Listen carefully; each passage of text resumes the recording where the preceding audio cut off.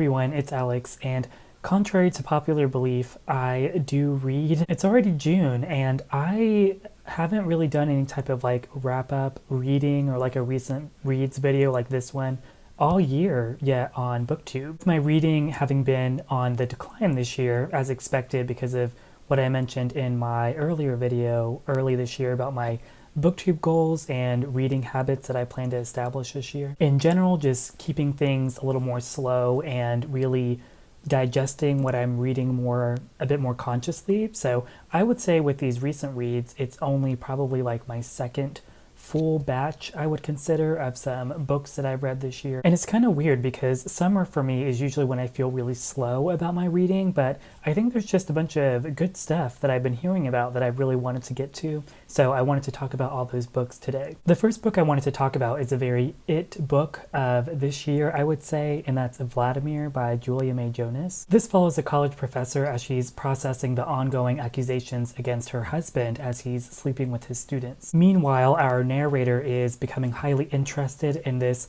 popular and unanimously handsome colleague named Vladimir. And our narrator herself is preoccupied with wanting to kind of reignite her career as a writer. And throughout the novel, we mainly do reside within the internal monologue of our narrator, whether it's her growing fixation on Vladimir or her growing relationship with her husband, or even her relationship with her daughter. Although maybe what I was most interested in was how the book talks about it's situated within really understanding the parameters of a higher education setting. The story not only feeling confined to the societal perspective of something like a inappropriate professor-student relationship misconduct. How I felt like the main tension was how a lot of higher education has this sort of debilitation regarding communication and hierarchy. Our narrator, to my surprise, having a really good ongoing interaction with her colleagues, namely their relationship with academics and their personal lives, or at least through the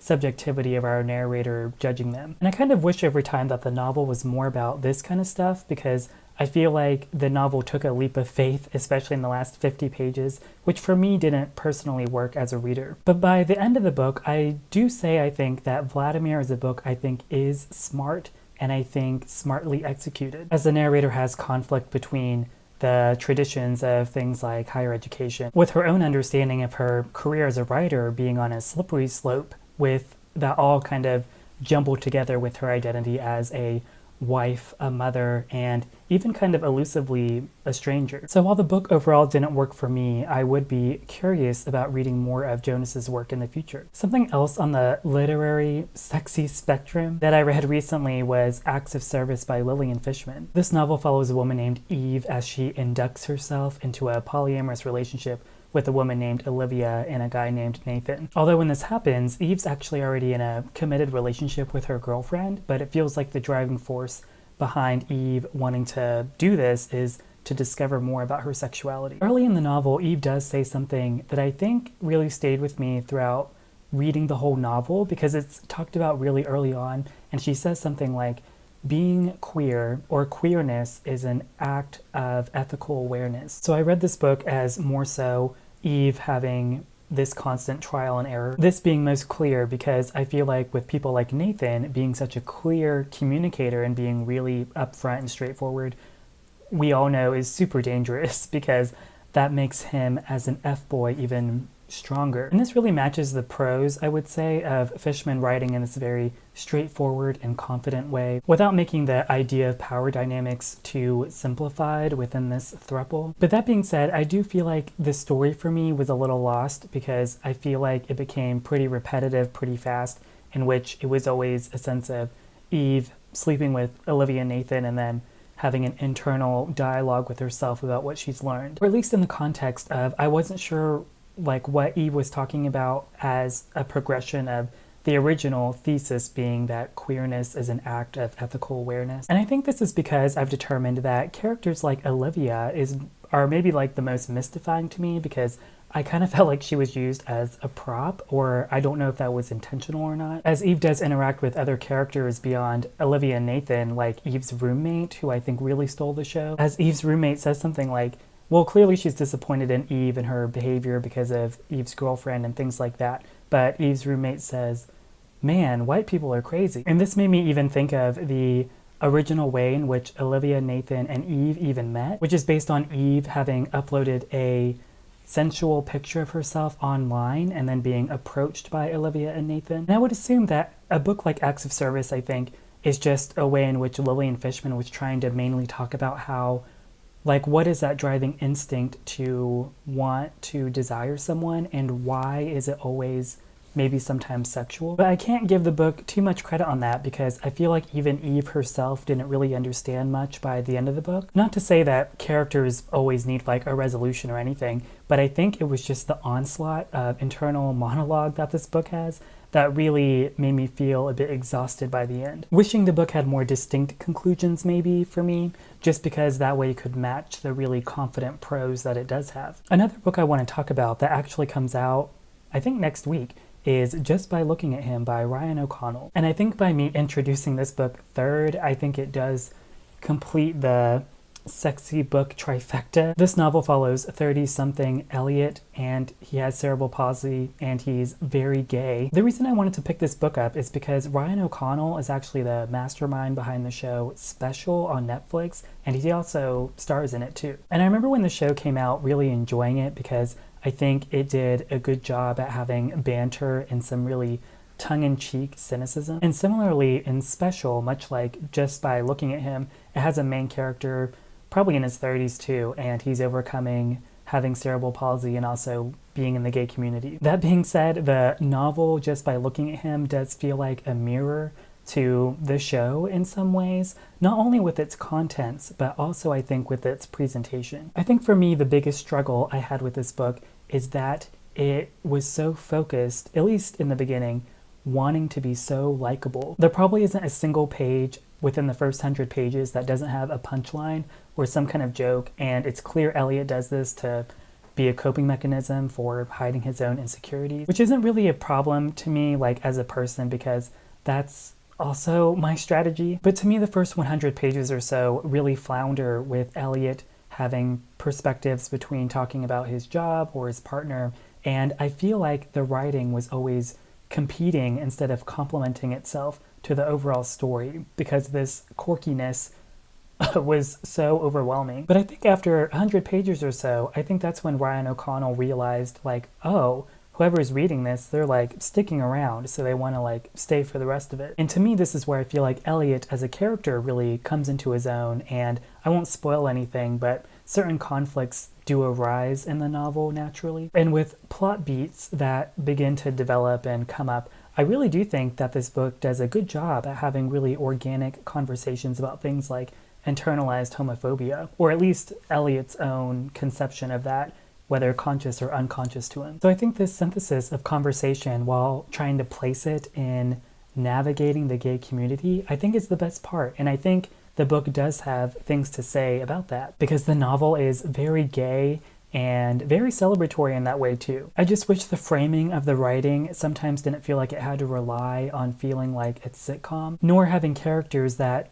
like literally read like I know I'm reading characters. Whenever I feel like with fiction, I want to be reading as if I'm reading about a real person. Overall, I would say not for me. I'd probably just stick to maybe Ryan O'Connell shows or something. But if you're looking for a Pride book for this month, I think this would be a good and fun pick. So now having a brief interlude with some nonfiction I read recently, I wanted to talk about Body Work by Melissa Febos. Earlier this year, I read a book called The Lonely Stories, which is a compiled collection about authors' thoughts and ideas about loneliness. And Melissa Febos had a contribution in there, and I really liked her piece, so I immediately wanted to pick up something else by her, and I knew that Body Work was on my radar because it was her newest release. To summarize it, Body Work is pretty much a collection of, there's only a few essays in there, but they all talk about the kind of empowerment about writing and writing about the self. And without doing so, that would foster any guilt of a writer feeling like maybe in contemporary literature, how anything like autofiction or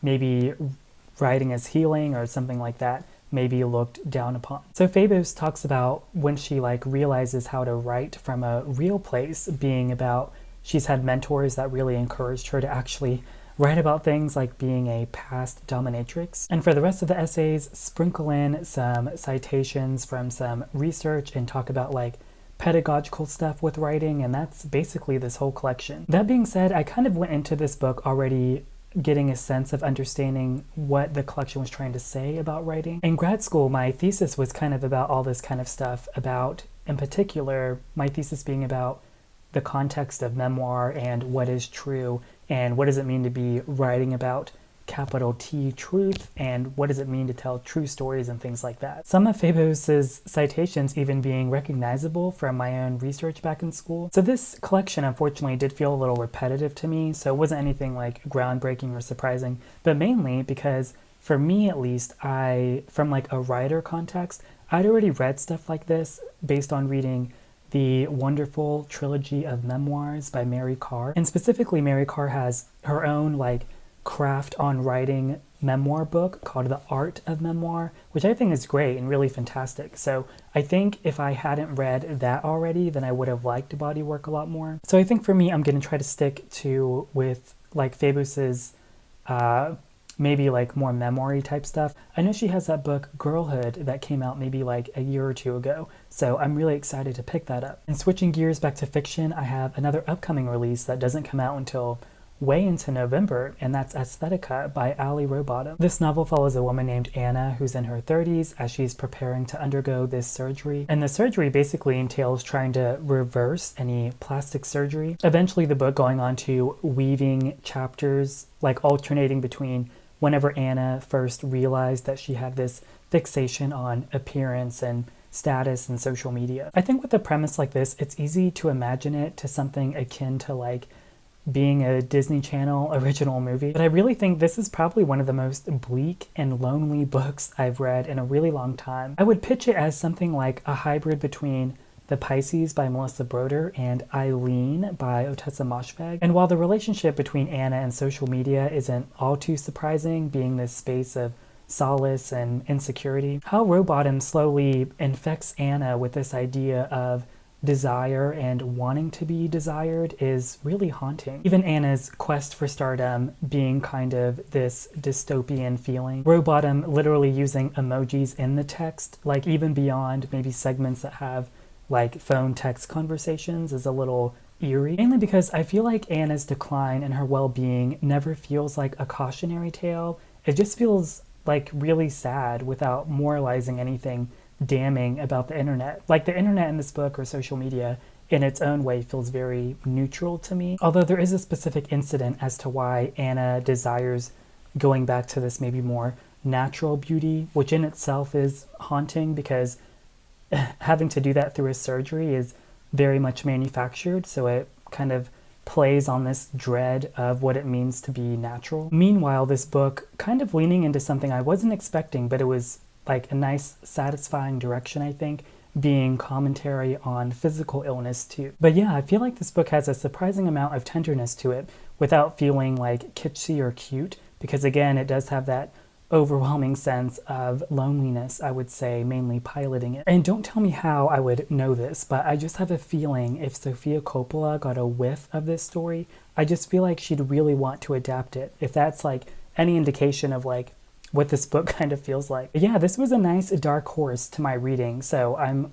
really curious what people will think more about it whenever it comes out in November. And last but not least, for my recent reads wrap up, as a Allie Smith stan, I had to have read her latest release, being Companion Piece. This novel is loosely related to Smith's seasonal quartet, which I did a whole video on if you want to check that out. And as suspected, I really enjoyed Companion Piece too, and I think it's because I just really love how Smith develops a sense of constant disruption in her work. Like in There But For The or The Accidental, there's clearly like people that come in and disrupt the narrative of people's lives. And I think later with Smith's seasonal quartet and now Companion Piece being her latest work, I think she's like nicely transitioned into how this sense of disruption works when thinking of a global perspective too. Companion Piece, like her recent work Summer, especially having these ruminations on COVID, so it does make it all feel a little tinged with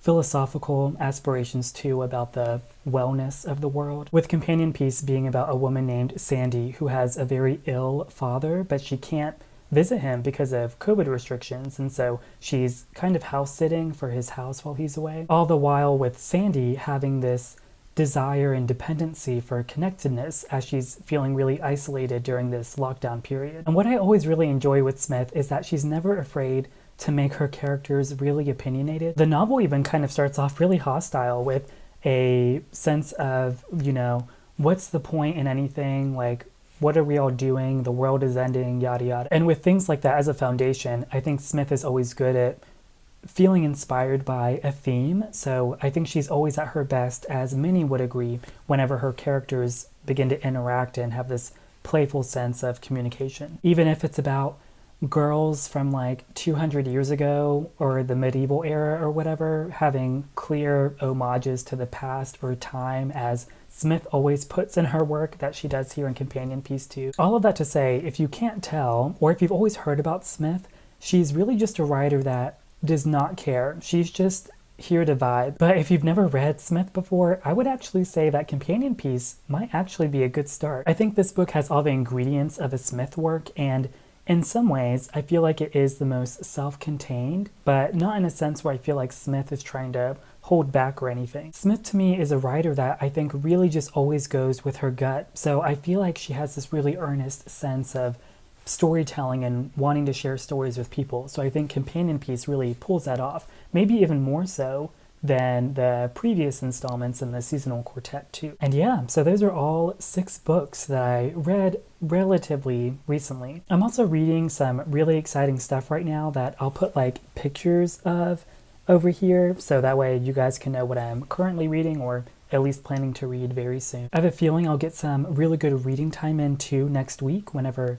my friends and I are taking a week-long vacation at a place we go to every year. So I think that'll be just like the perfect cozy reading bubble for me, while also getting to see my friends who I haven't seen in a while. I'd also love to know what you're reading or whatever else in the comments too. So as always, thanks for watching, and I'll see you next time.